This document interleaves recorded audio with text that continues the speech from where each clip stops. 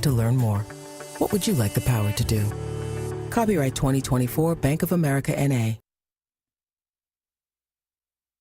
We're the Good Neighbor Network, FM 101.9 and AM 1450 Murfreesboro, FM 100.5 Smyrna, audio and video streaming at WGNSradio.com. This is the Roundtable.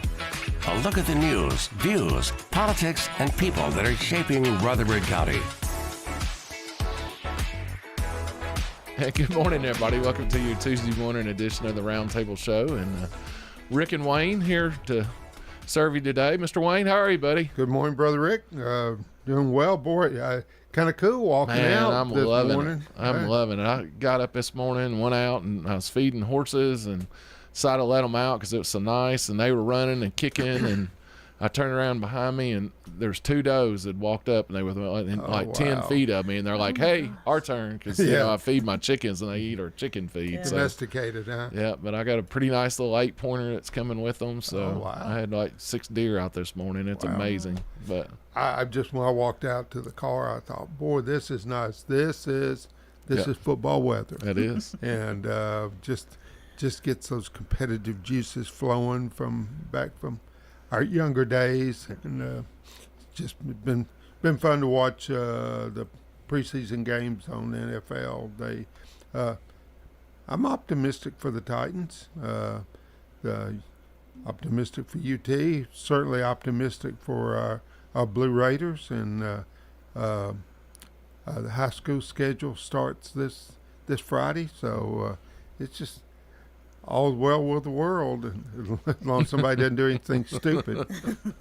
So you're exactly right. No, I am too. I guess we were just talking, so we'll be at the Smyrna High game. And I think Brian will be there Friday night too. WGNS will have that on the radio show. Maybe we can go sit with him. Well, he'll have the new improved press box. They've done a full remodel up there. I'd forgotten about that. Yeah, he'll be in the air conditioning, I'm sure. Woo. Yeah, he'll be a happy camper. So. Look at him smiling. He's yeah. Rick, thank you for inviting our guest this morning. I feel a little bad since we're related that I didn't do the invitation first, but I'd like to welcome a distant cousin, Jennifer Brittain, who is the criminal justice instructor at Smyrna High School, and you've worn a few different hats in your career, and yes. This will be a fun show for you this morning, I promise. Well, I'm excited. A little nervous, but excited. Nothing to be nervous about. Yeah. So obviously, Wayne knows you well, and I do too. I feel like we grew up together. Your aunt lived behind me, and I spent a whole lot of time together when we were younger. If I'm not mistaken, your mother was a teacher, right? No, she was a home. You have an aunt that's a teacher? Oh. No, I was a teacher's pet most of the time growing up through school. I can see that, bro. I really can see that. Yeah, but we spent a lot of time together. So Sally Walls, anybody who knows Smyrna, that Sally and I guess you're her niece, right? Her niece, yes. Also a cousin. Yeah, but quite the lineage. We'll talk about the Rock Springs community after you talk about yourself a little bit. Okay. Yeah. Well, I'm Jennifer Brittain. I'm a teacher. I've been teaching for about 6 years at Smyrna High School now, and before that, I'm one of the criminal justice teachers. There's two. Oh, okay. Yeah. I didn't realize that. So, yes. So I have a good partner out there now. But before that, I spent 21 years with the Tennessee Department of Corrections. I was a probation parole officer. I worked with everything there. We wrote reports for the court. We were in court all the time. I worked with the sex offender unit, carried a caseload. You name it, we did it. So, wrote warrants, searched houses. That's all right. Good. We have several stories about that. Yeah. Well, talk about growing up in Smyrna. Oh my gosh. It's changed. Growing up in Smyrna, like, I never wanted to leave. Like, I was happy. My family's from there. In fact, we're, like, researching our history, and our family's been there since 1836. So it's like you know everybody. You're related to everybody. Sure. It's funny now because it's like the kids that come in, I'm like, is your mom so-and-so? I went to high school with your mom. Are you so-and-so's kid? And so that's kind of funny. But Well, think about me at my age. and it's like growing up, I was telling Katie, now you gotta be careful who you date because you're related to these people and these people and these people. Kissing cousins. Yes. Well, I'm sure that happened a lot Well, years ago, right? as we were talking before, the Rock Springs community, the Brittans, the Beatties, the Potts, the Blairs, the Johns. I mean, even though there was a lot of families, but they were farm families and they lived some distance apart. And, of course, kissing cousins were not unusual back in the day. Yeah. One of the things I got from Sally was when she ran for commissioner that first time, she was with Bill Jordan, Walter's brother, Right. Bill, and they had T-shirts. They were green T-shirts that said I'm from Rock Springs, right, or something. And so I have that, so it's kind of cool. That was really cool. I didn't. I don't know that I saw that. Yeah, they all had them up. It was her, Bill, H.G. Cole had one because his family lived out there too. Yeah, but he was a Johnny-come-lately, though. Good guy. Yes. I guess this was probably, I ain't been a police officer very long, so we're 92, 93, somewhere thereabouts. But your dad came out. We had a loose pig that was running around Smyrna.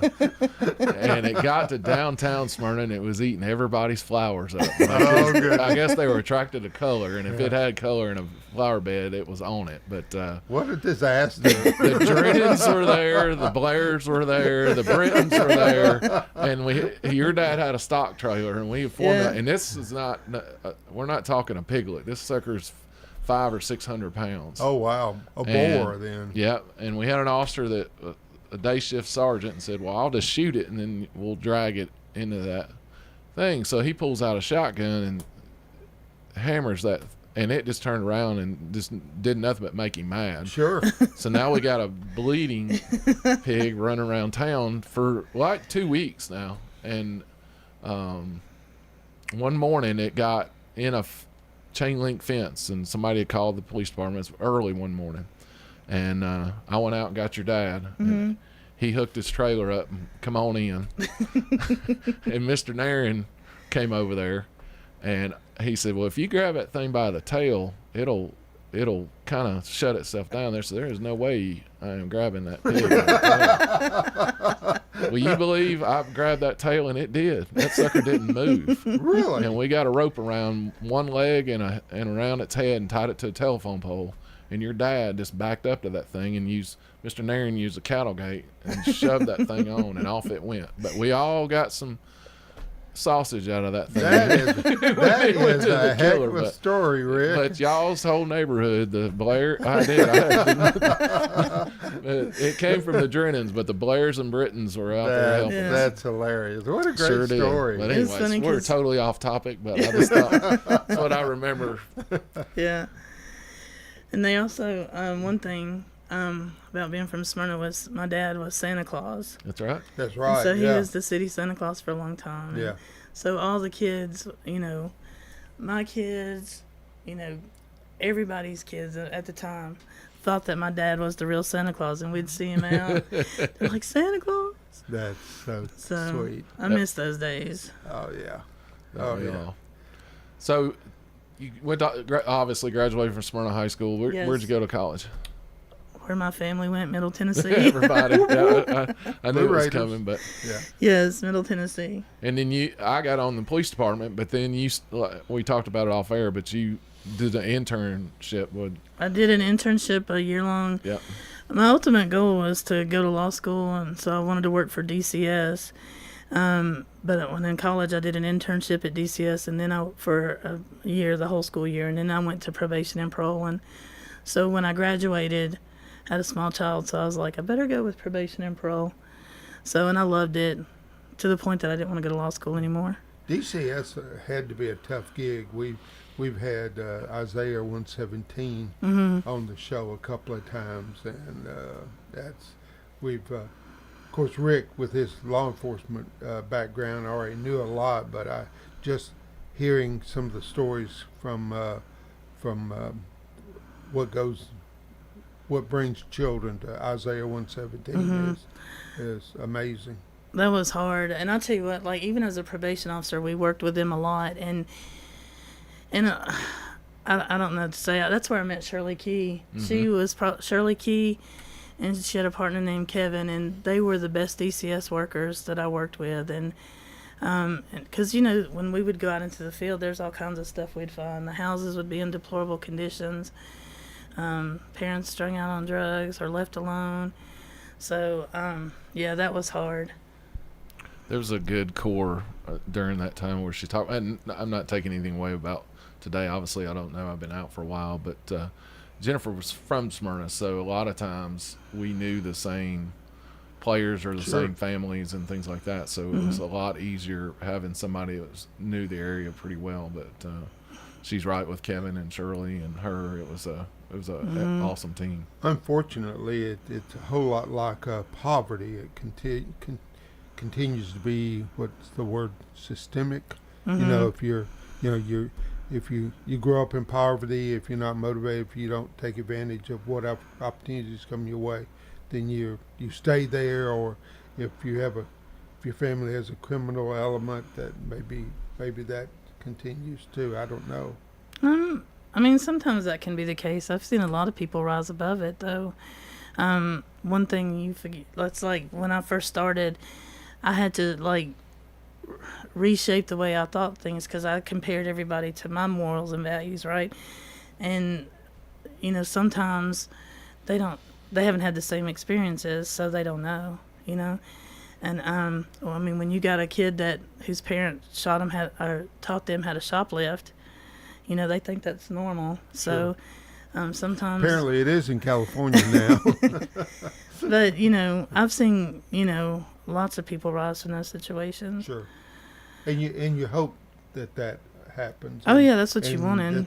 That's what I feel like the public education system does, is give those people the opportunity to rise above those situations that they perceive as being norm when they're actually not normal. Yes. Or, by the community standards anyway.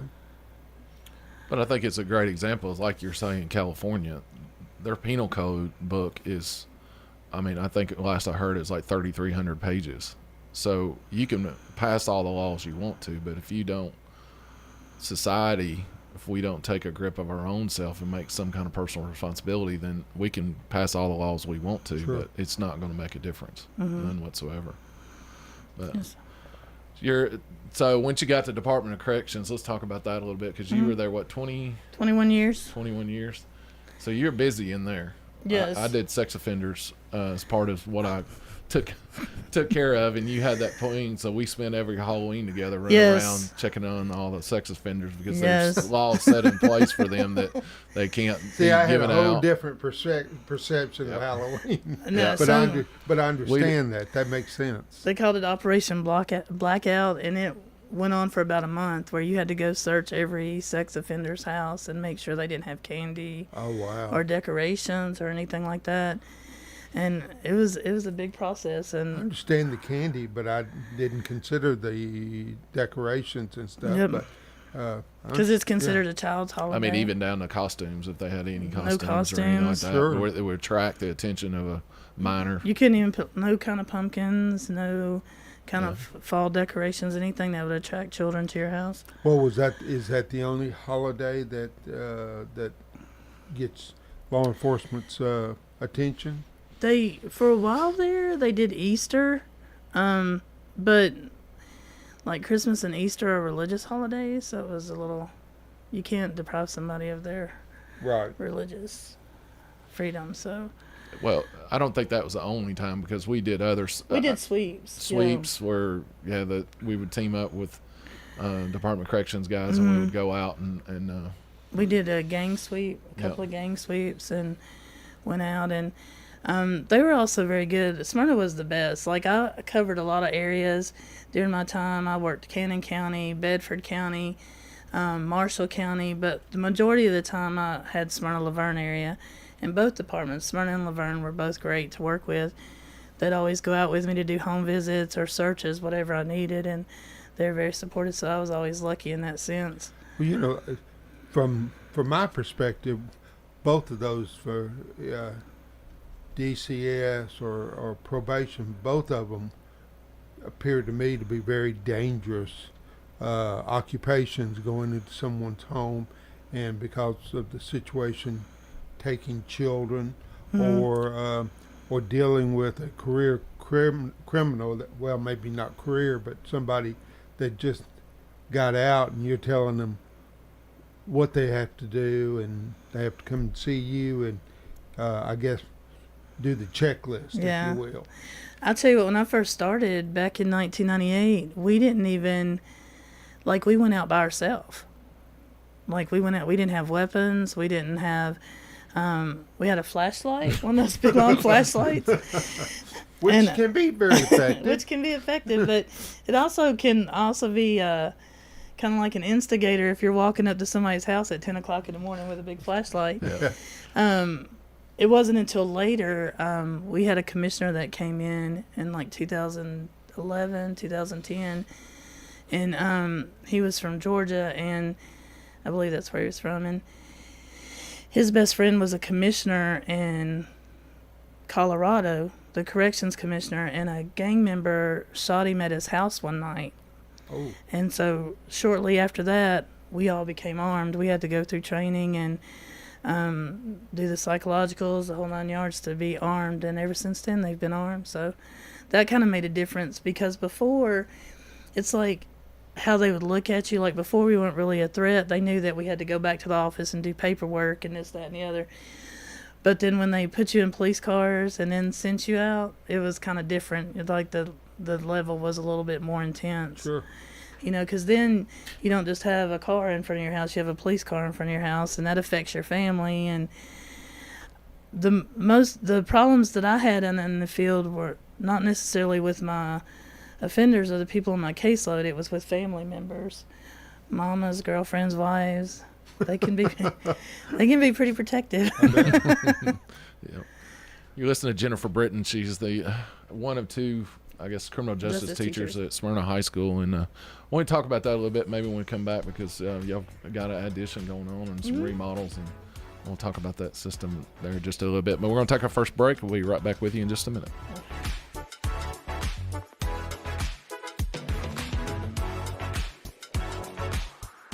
Tire World's annual at-cost tire sale simple instructions. First, get on the Tire World website. Next, shop and purchase your tires online or in the store. Now, schedule a time within the next 30 days to have your tires installed. This sale is literally that simple. It is easy, convenient, and saves you lots of money. That's because at Tire World, we don't put discount in our name. We put the discount in your pocket. At Tire World, we keep your family rolling.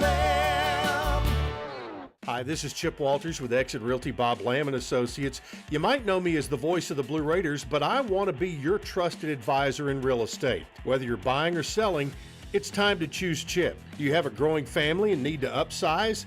Are you an empty nester now and need to downsize? Are you thinking of selling your current home but just worried you can't find something else? Well, it's time to choose Chip. I'm looking to be your trusted advisor in real estate. I'm Chip Walters with Exit Realty Bob Lamb & Associates. Support First Shot at Autumn at the Alley. It will be held at Saddle Woods Farm on Franklin Road in Murfreesboro on Wednesday, September 25th from 6 until 9 p.m. It supports First Shot STEM Academy and Academic All-Stars initiatives. The night is a fantastic event with unique tastings from various spirit brands and great wines and food from the Alley on Main. Top the night off with a fabulous silent auction. Go to firstshottn.org for more information, and see you at Autumn at the Alley September 25th.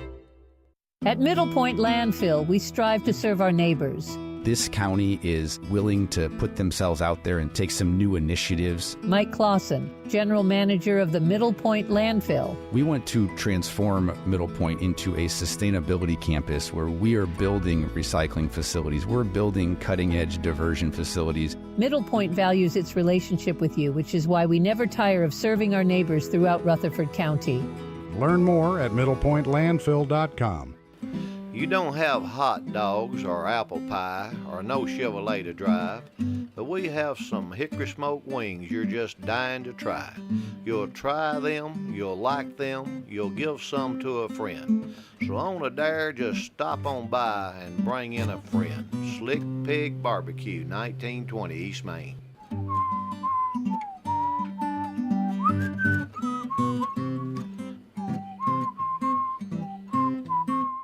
This is Good Neighbor Events with Bart Walker. Brought to you by the law offices of John Day and Americare Pest Control. This is a paid legal ad. You've probably heard it a million times. If you're injured, call a lawyer. And you probably haven't because you don't know how much it will cost, how long it will take, or even if you have a case.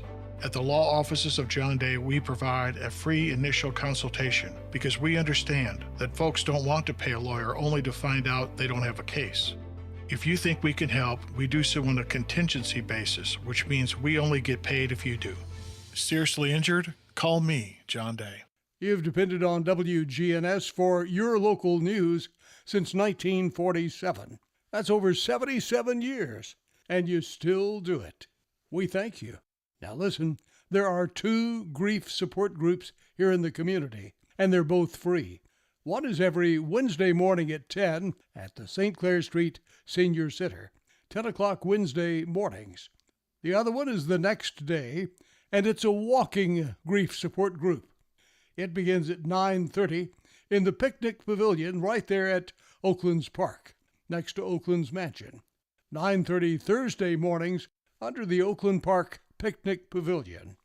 You've heard us talking about how the Red Cross is critically low on blood. With all of the storms as well as wildfires, they are really in need of the gift of life, blood, and they also need financial gifts. Let's work together and support the Red Cross. Well, the Rutherford County Library System is offering 2 free computer classes every week, and they're both at the Technology Engagement Center. One is Monday afternoons at 3:30, and the other is the next day, Tuesdays, at 2:30. Those are WGNS Good Neighbor events. Rutherford weather. Skies become mostly sunny here this afternoon with a high in the mid-80s. Tonight, mostly clear, low near 55.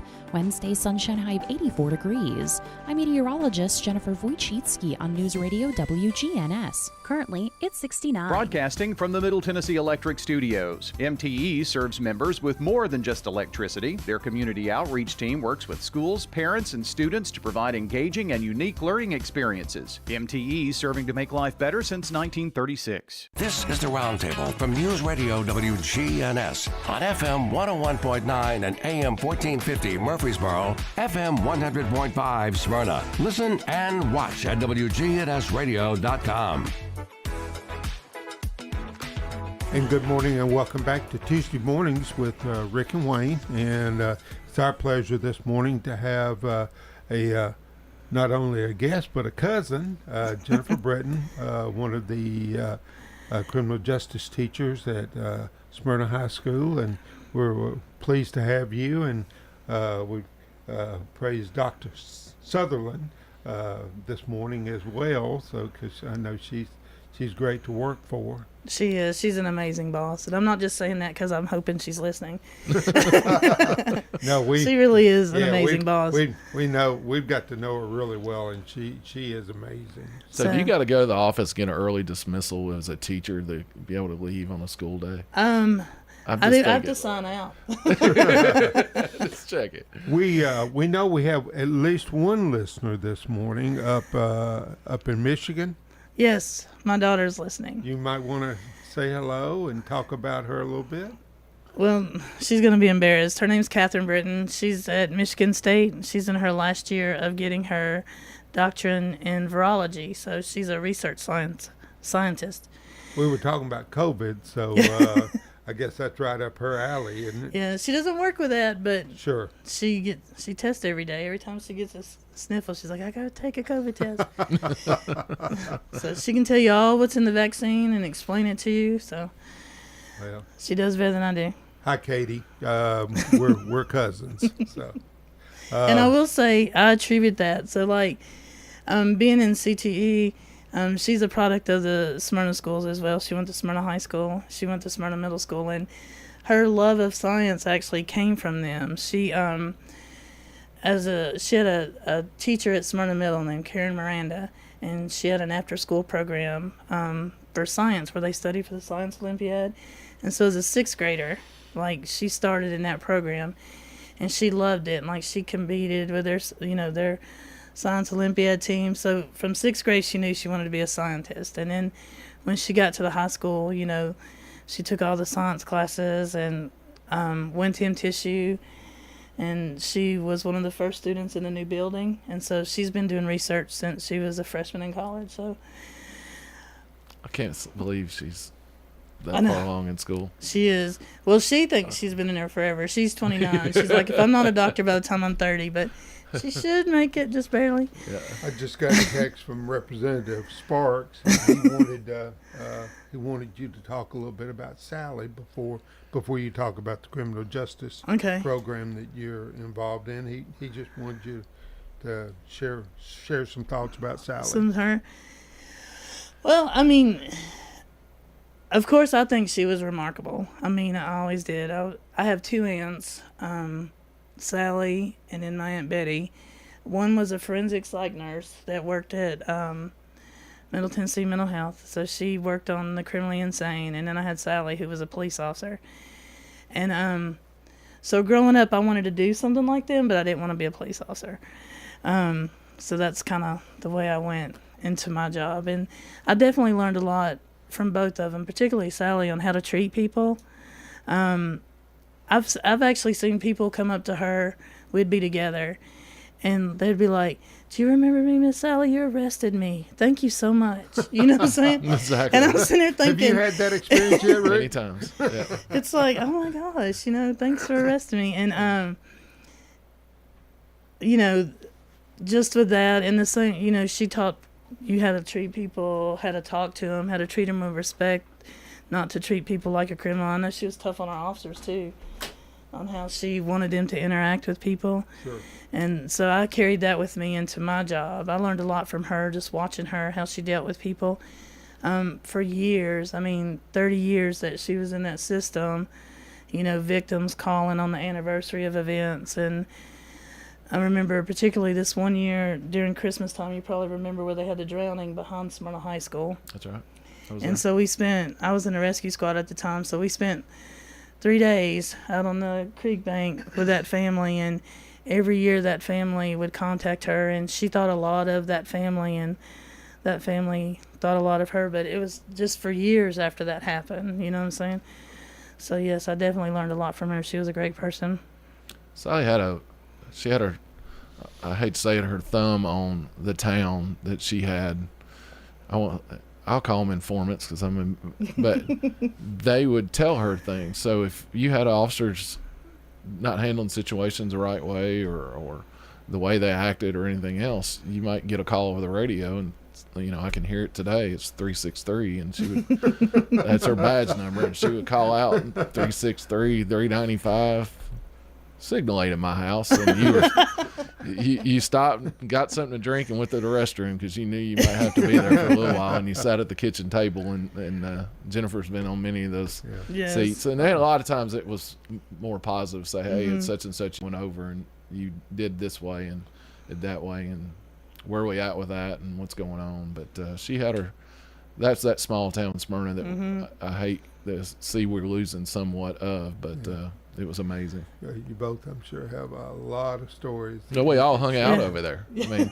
Representatives, it's hard to say, Representative Mike Sparks, because we all grew up together, and they, in their front yard, and they had a field behind it, had a pond, so we all played in that field back there, that whole little area over there.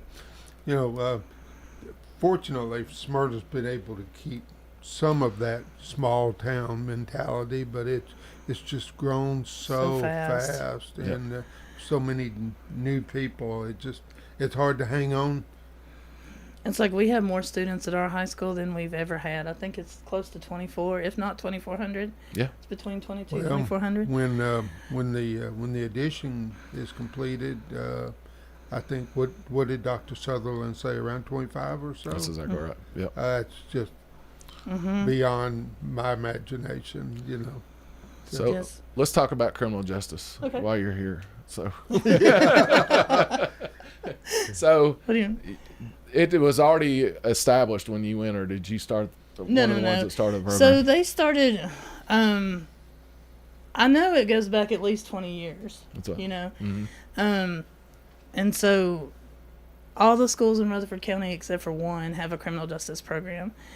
Ours is coming. We only got 2 people, and part of that is because just sheer space. We didn't have a lot of space, but so I've been there since I started in the middle of the year. They had a teacher retire in the middle of the year, and it was a fluke. I got a call on Christmas Eve saying that I got the job. And it was a hard decision. Like, my daughter laughs at me because I interviewed like the week before Christmas. And so when they told me, at first I didn't know. I love my boss. Billy Harris is my principal. And so, but he's hard to read sometimes. So he's sitting there talking to me, and I'm sitting there thinking, do I have this job? And Dr. Sutherland comes in there and she congratulates me, and I'm like, oh, I guess I do. And so then I sit in the car and cried because I was like, I've been with my other job for 21 years, and so it wasn't like I was looking to leave it, but this was an opportunity, and I've always wanted to teach. I love kids, and so I took it, and after about 3 days I was like, what have I done? Because it's different, but I do love my kids. But anyway. Yeah, you don't get to wear a sidearm, do you? No, and I wouldn't. I know that's a different conversation, but I wouldn't. But anyway, so I lost my train of thought. So I've been there since 2019. Of course, it's been a crazy ride. COVID hit the next year. Online, the attitudes of the kids have changed because you had so many kids staying at home. They're coming back, so it's been a struggle for me anyway. But I love it. I wouldn't change it. So as far as the addition, you have, say, a courtroom and oh, I'm so excited. So the purpose of criminal justice, we're part of CTE, which is Career and Technical, which we're huge fans of. Yes, and so what we do we've got so many different programs. Criminal justice is just one of them. And so what we're trying to do is get graduating seniors into entry-level jobs like dispatch. They can work as the jailers, at the jail or at the prisons. Security, unarmed security. There's so many security jobs. They're screaming for dispatchers. There's a lot of need in those areas. So we try to get our kids ready to go in to the entry-level positions in the criminal justice field. And so we're lucky. My amazing boss got us an addition, and we just happened to get. Well, the town turned out for that too. Yes, they did. They did. So we had a lot of support on that, which was amazing to see. But filled up the county commission courtroom. Is yes. What they did.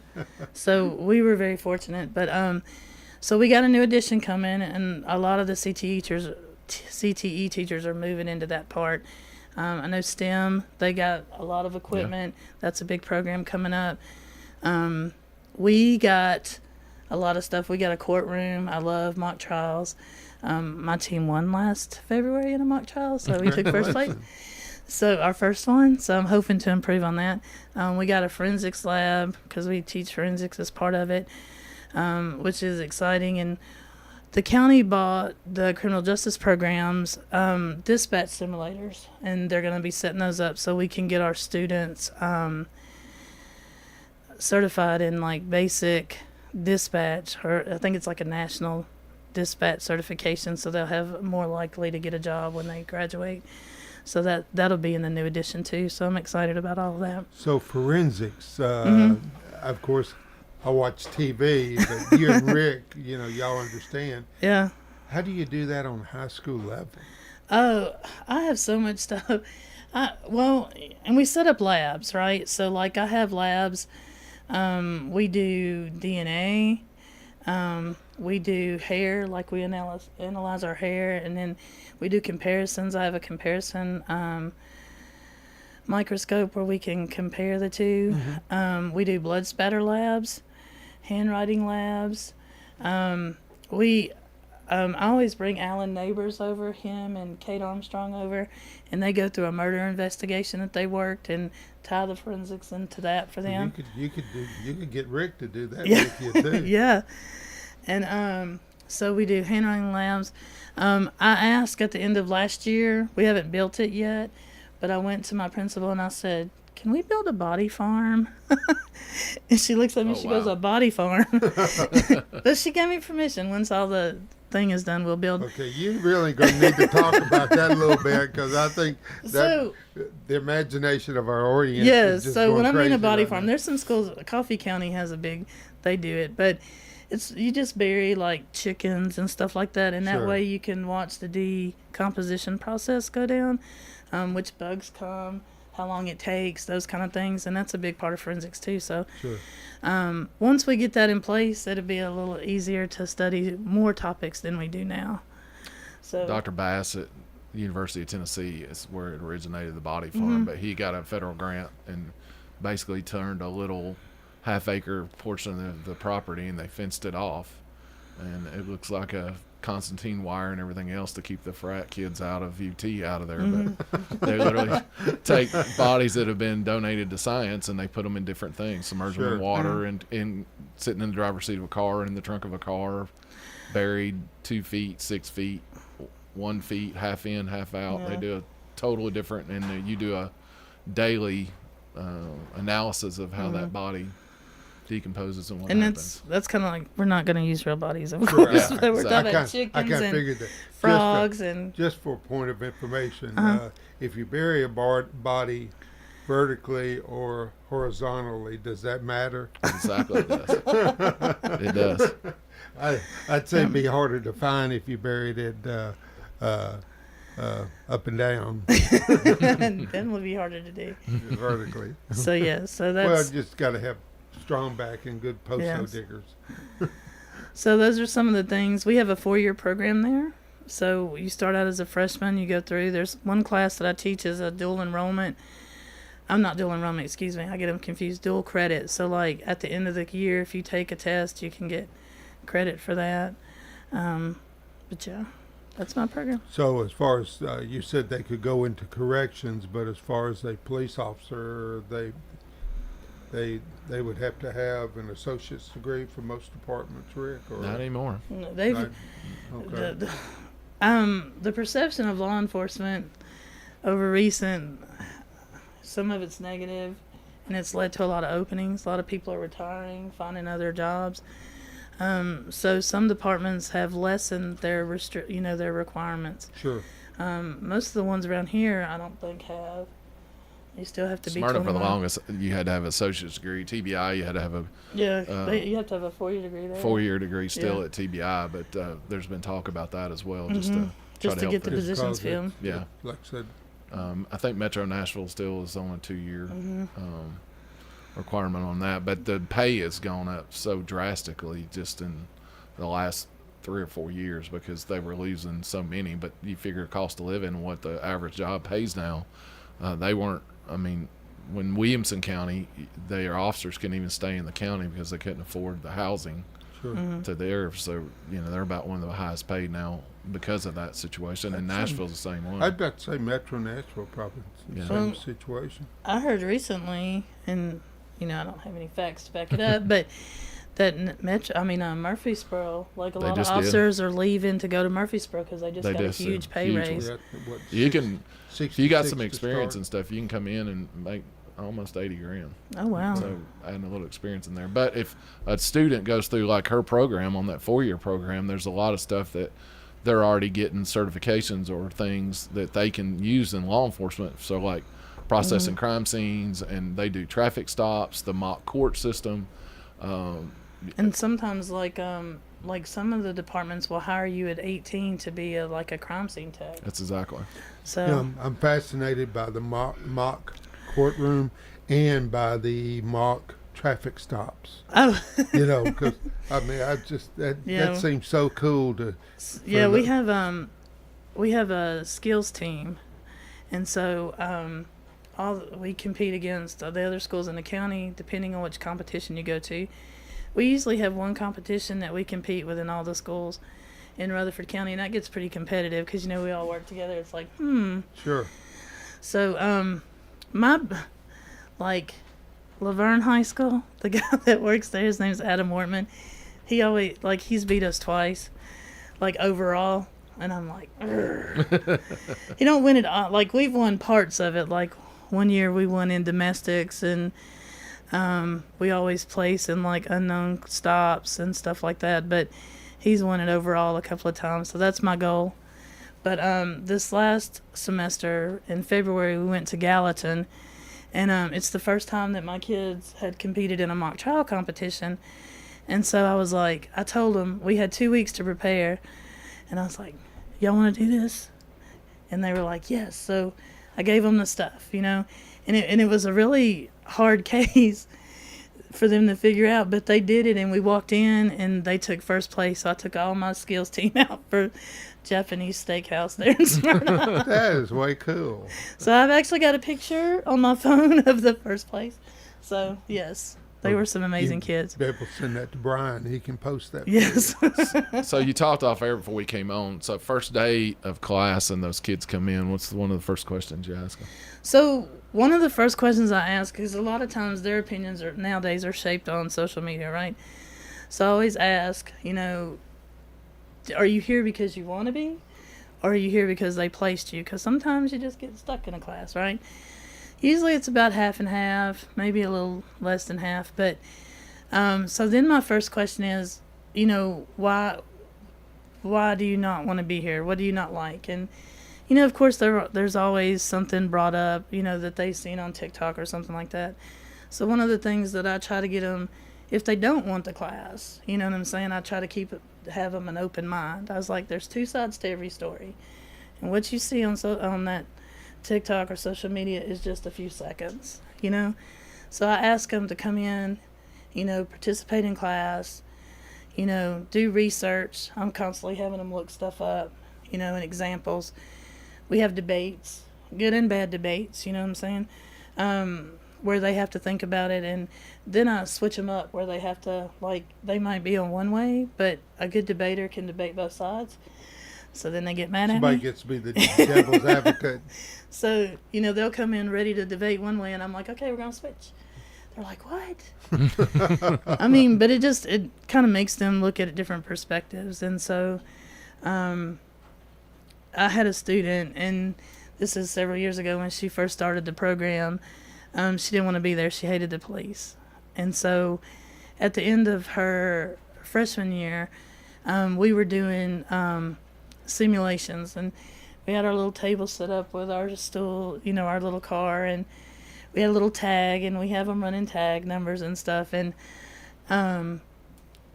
you never know what's going to happen. So we have the simulator belts, and they have to decide what they're going to do. And she's like, I want to be the police officer.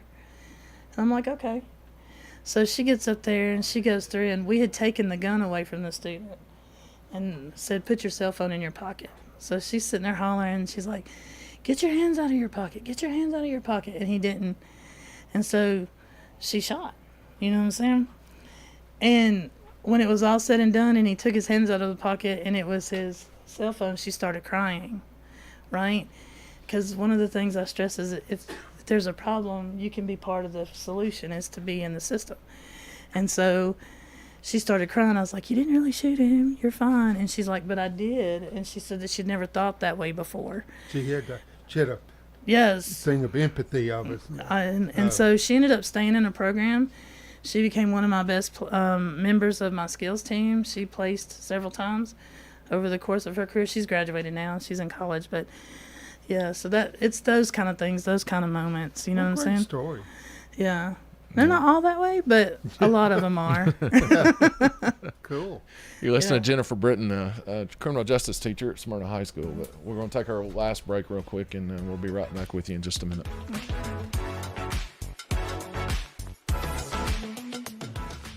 Sometimes I struggle to get to sleep. My body stopped for the day, but my mind is still running. So I take ZzzQuil. ZzzQuil, the world's #1 sleep aid brand, has a range of non-habit-forming products to fit you and your family's needs. Invest in a great night's sleep for the best you tomorrow. I'm awake and ready to take on anything. Better days start with ZzzQuil nights. Explore our products at ZzzQuil.com. Use as directed. Keep out of reach of children. Did you know your life insurance is an asset you can sell? I'm Jay Jackson, CEO of Abacus Life.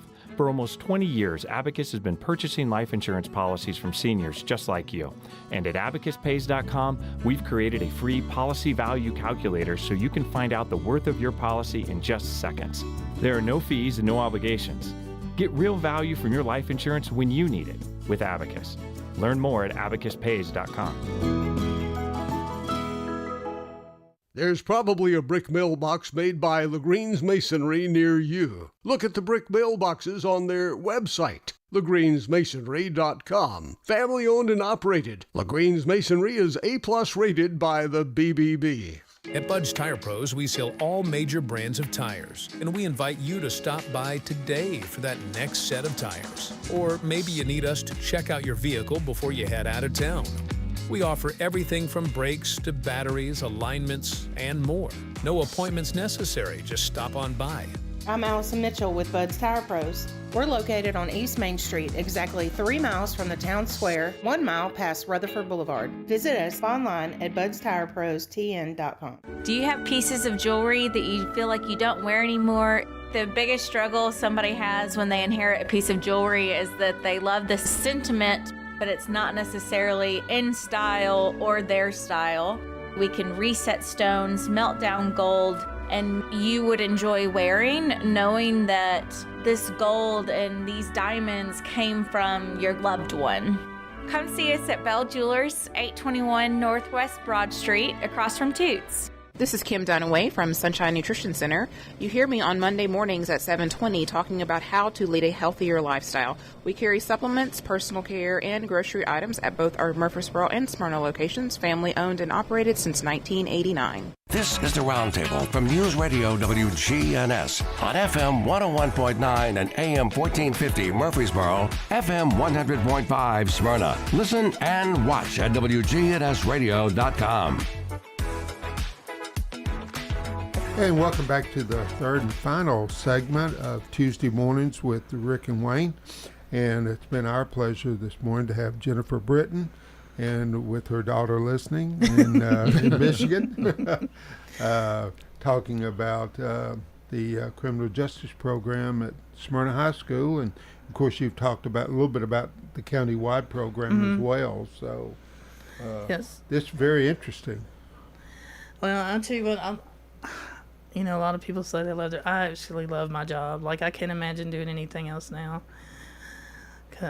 That's cool to get to look forward to going to work every One day. thing is I've always had a passion about the criminal justice system. I loved going to court. I loved my old job as well. But this is different when you can spark their their attention or try to get them to go somewhere to see something different. There's a lot of my kids over the course of the year that are actually going into forensics or law or, corrections or, we talk about psychology, like the profiling and stuff like that. So, they're majoring in psychology to do something in that field. So that makes me happy. So what year did you graduate? From Smyrna? Oh, my gosh. 87. Long time ago. 89. We were close, though. So you graduated from the old middle school. Yes. Well, the middle school, yes. like I did. So, yes. So Rick, we're always competing with classes and personalities and 89 stuff like is that. kicking his butt, man. But he doesn't have a two-star general, though. Yeah. I got a mayor. That's true. Well, yeah, you do. Yeah, you do. Yes. Any note, of course, certainly an exemplary representation of your class. Anybody else of notoriety out of that class of 87? I'm sorry, I brought that out of left field. I'm trying to think. It's just because Rick and I compete all the time about our class members. I mean, nothing stands out. I mean, I can't recall anybody. No, I can really Any think criminals? Jennifer Brittain. I'll go with that one. So I'm curious though, because the STEM program's being pushed by Governor Lee so much. How many? Do you know a number or about how many has gone into that field? Because that's created a big opportunity for some kids that maybe are in high school going, I have no clue what I want to do, and it sends them kind of a path of somewhere to go, and I almost feel like like a star on the wall with those people's name who maybe been in that program that went on to be in law enforcement or done something like that. We try to track that. So the county tries to track it. I have several of my old students that went into the military, and they're in military police. Yeah. I've only been there a certain amount of time, so a lot of my kids are still in college. You know what I'm saying? Yeah. So they're still working towards that goal. But I did have a student that went to Columbia this year, Columbia University. Oh yeah. Yeah. Oh wow. She was one of the kids on my mock trial team, so she's going into law. You know, the CTE pathways, I really think they give these students an opportunity, like your program, to give them an opportunity to taste that career and what might interest them, you know, for something that they want to do long term. Yeah, I mean, it's really good because, like, our county has health science as well. So, like at our school, the kids get certified to be like nurse tech, or nursing aides, or like CNTs or something. There's another school that, and I'm sorry, I forgot which one it was, but they do the EMT program. They do. I think so. They come out at. Is that Rockvale? Maybe Rockvale or Rockvale, I think. Yeah. Rockvale or Stewart's Creek 1, they've got an ambulance, a mock ambulance. And then they partner with Motlow so they can go on to the and I EMT believe program. I incorporate. I also bring out the fire department to my class just to show them that. I bring out the arson investigator and stuff, so they see that aspect of it as well, and then I get to meet some of the firemen. And I brought James Lawrence has come out, and the arson investigators helped out. You know, they did, and but I believe, I could be wrong, but I think Rockvale's actually getting a fire program. I could be wrong, but one of the schools is getting a fire program because that is one of the things covered. And you were talking about STEM. Our STEM program is pretty new, and like, because of the addition, it's kind of set it, behind because they've been working on the building. But we've got a massive amount of STEM equipment that's come in that's waiting to be put together, just like our stuff is. So I look forward to seeing what that program is. And our ROTC program also does like STEM and robotics. They have a robotics competition team. So if a school had something like the fire rescue program, and it's the only one in the county, is there any way for a student to have access to that program? And that's a good question. And stay in your home school? That's a good question. I don't know. I'm sorry, that's out of left field too. I apologize. It's okay. Yeah, Dr. Sutherland was not here. So like in my situation, if I had a student that wanted to do fire and rescue, in our area, because we don't have that program, Laverne Fire Department has like a junior fire program, so I'd refer them to that program or something like that. And try to utilize the resources that we have in our area. I would think your volunteer, like Amberville Volunteer, may have some kind of junior program too. I think they used to. I'm not sure if they still do. I just am familiar. A couple of years ago, 2 years ago, I had a couple of students that went through that program at Laverne, and I wished we kind of had something like that in Smyrna, but we don't. Well, at this point, we know who we can talk to about it. Yeah, so we do. Get it going. So, so that's. I'm sorry, I don't have a better answer for you, but I would definitely find that out. So, I kind of, like I said, I come out of left field every now and then. Try not too often. So the teen competitions that y'all do, does that go on to the national level or state level? We can do that. Like the one that we do in the county, doesn't really count, but like some of the others, we can compete through Skills USA. Like I compete through Skills USA, so my club is actually Criminal Justice Skills USA, and we pay dues. And then we can compete in any other competitions, and then they have a state level. It's usually in Chattanooga every year, and so all the skills, so it's not just us, it's culinary, it's digital arts, STEM, CTE, all of us have a skills competition, and we can go to state, and if we advance, we can go to nationals. And that would be like an ultimate goal. I think one school around here was in Coffee County. I think they went one year to New York to nationals, but I don't know of anybody else, but it's definitely something to work towards. So if I have any police officers that want to volunteer their time to help train. I would think being in your program, you would have to enhance your reading skills dramatically as well. Yes, I'm constantly, my actual degree is in political science and social work. So like the Constitution, the courts, and all that kind of stuff I'm good on. With my job in corrections, of course, you know, I'm very knowledgeable on that. Some of the procedures, like police procedures, like use of force, I trained in use of force, I trained in handcuffing, so those kind of things I'm fine with. But like felony stops, you know, we didn't do felony stops. Sure. You know what I'm saying? So, you know, I bring in officers to like help with that. I had a very good team. We came in third in Gallatin this past year, or past semester, in DUI, you know, doing the street sobriety test. Yeah, it just stopped me. Oh my gosh, field sobriety testing, yes.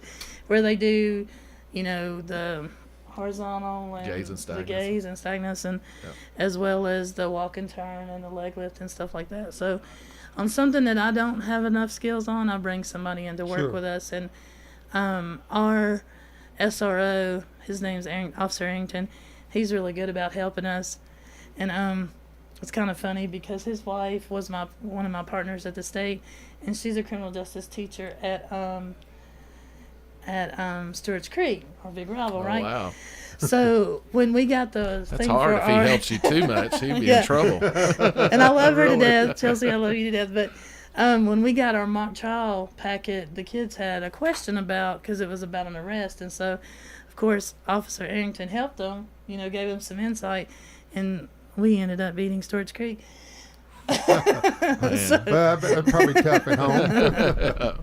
But Officer Arrington and we've got a new SRO, a couple of new ones that work with us, and they're pretty good too. So yeah.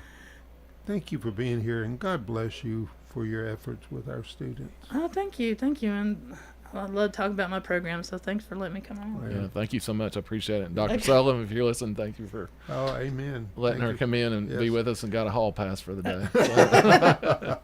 Well, I'm fixing to go. On our way back. Tell Dr. Sutherland we'll see her Friday night. That's okay, right. Thank you. Everybody, hope you enjoyed the show, and we'll be back again with you next week as always. But have a good week. Talk to you later.